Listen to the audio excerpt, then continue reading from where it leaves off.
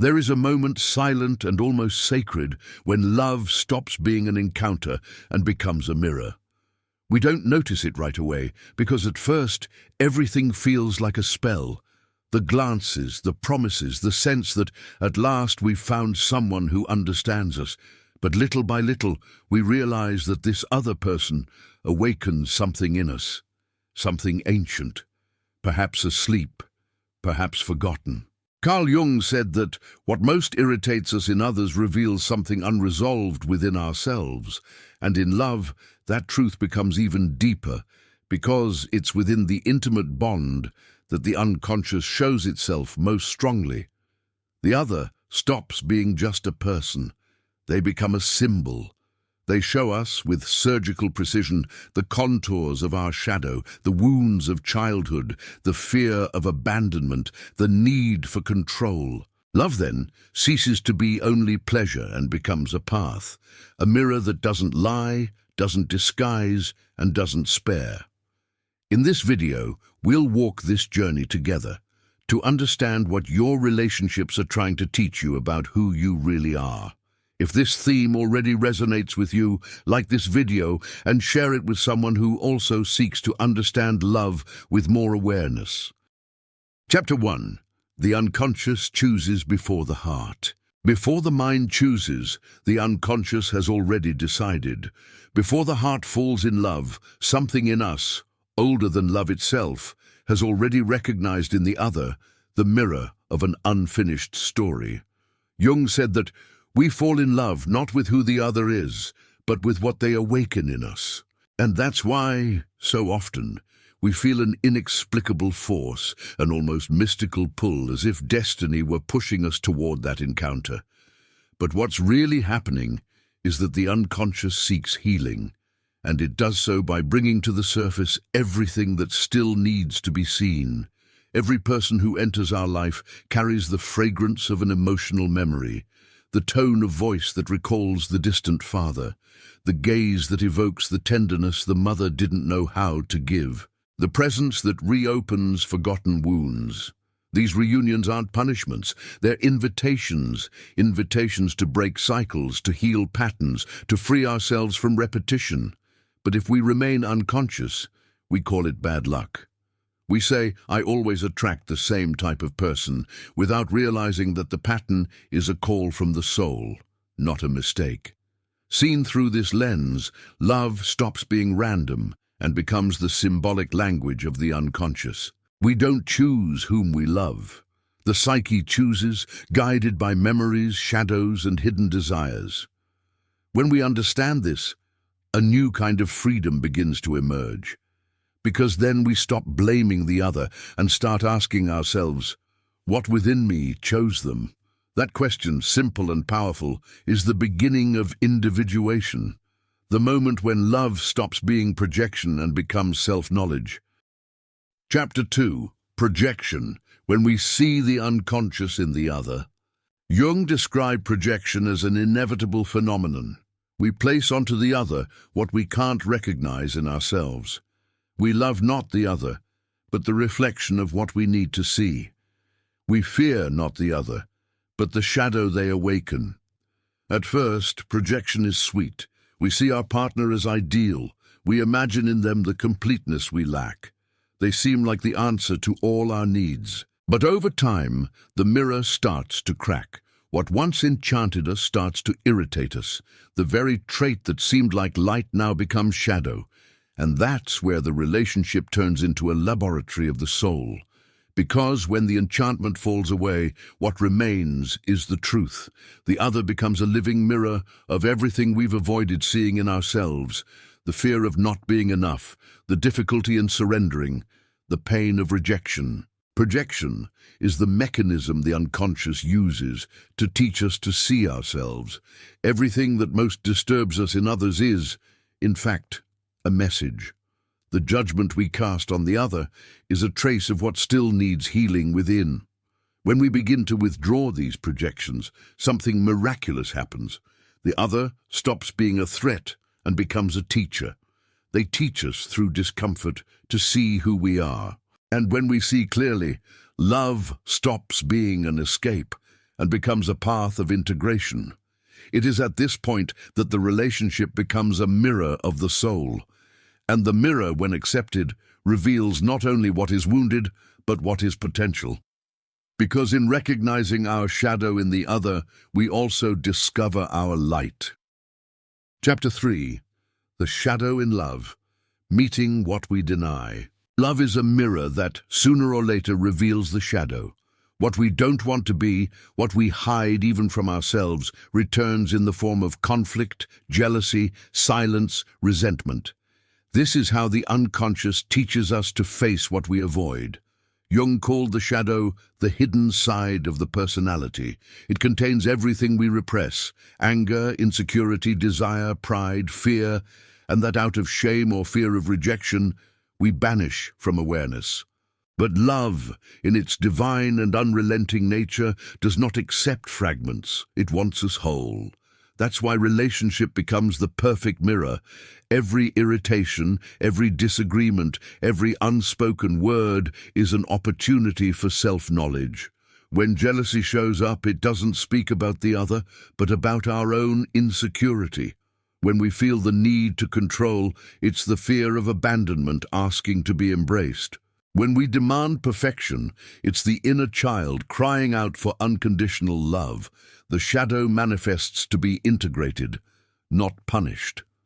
And when we have the courage to face it, we realize that behind anger there is pain, and behind pain there is unacknowledged love. Integrating the shadow is an act of compassion.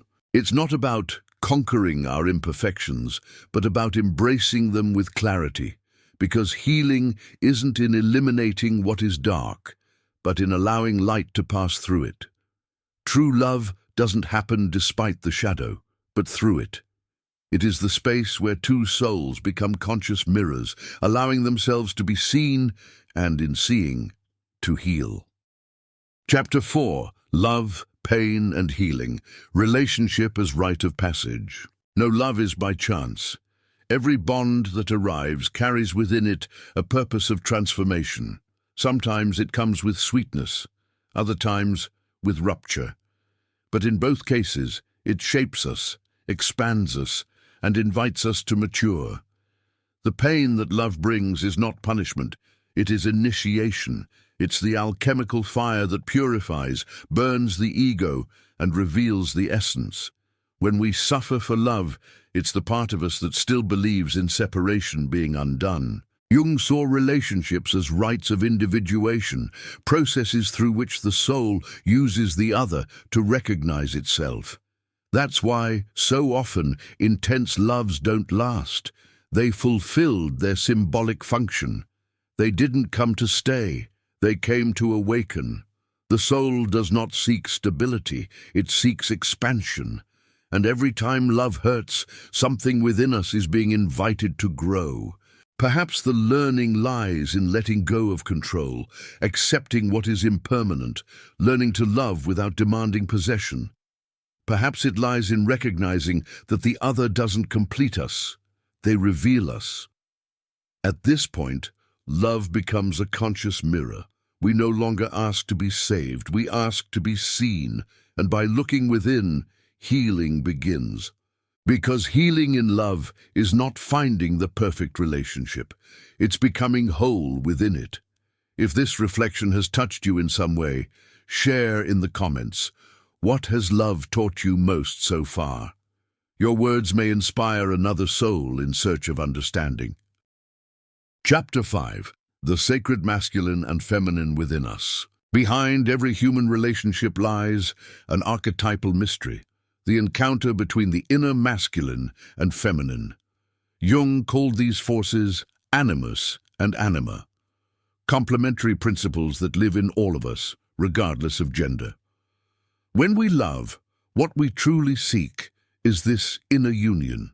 The anima represents the soul's feminine, sensitivity, intuition, receptivity, the impulse to open to mystery.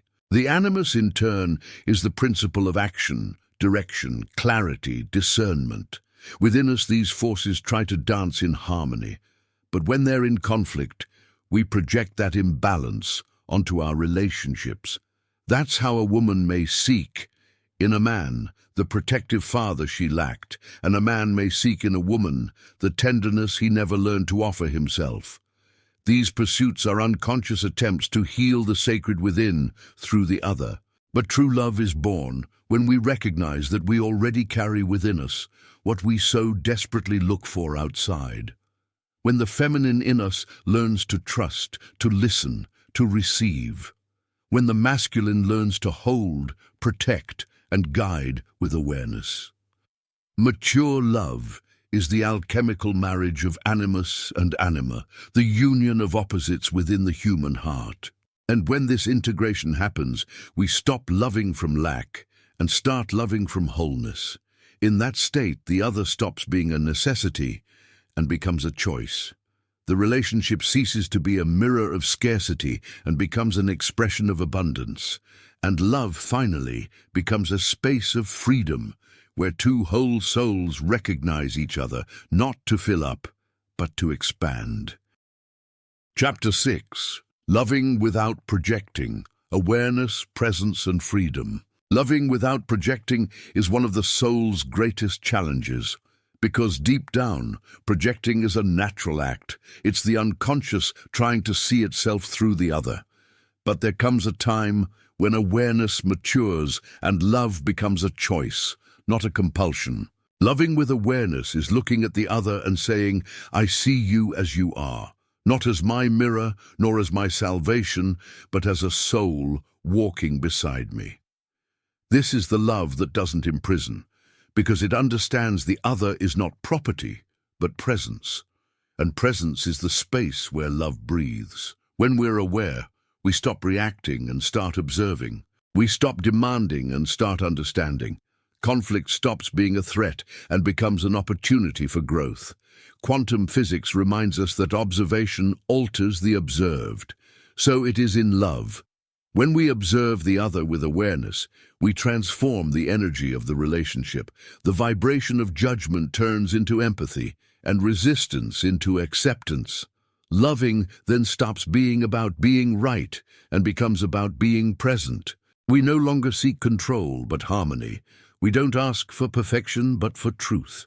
At this point, love becomes a silent prayer, a communion of souls that know the bond is not a prison but a mirror of inner freedom.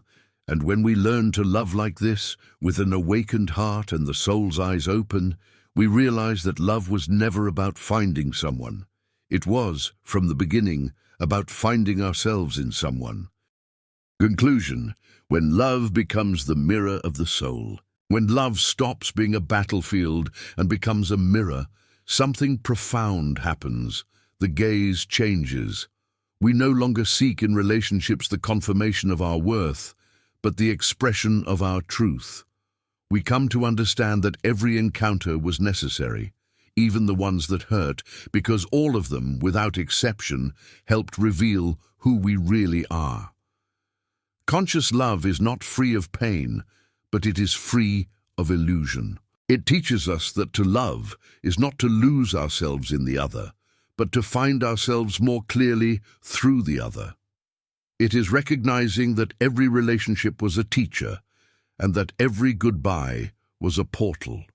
When love becomes the mirror of the soul, it reflects not fear, but light, and then loving becomes an act of presence, silent, mature, real. May this video be a reminder for you to look at yourself with tenderness and to allow every relationship, past or present, to be part of your healing. Because in the end, every true love is a form of awakening. If this content resonated with you, subscribe to the Inner Sanctuary channel and share this video with those who also seek to understand love as a path of consciousness.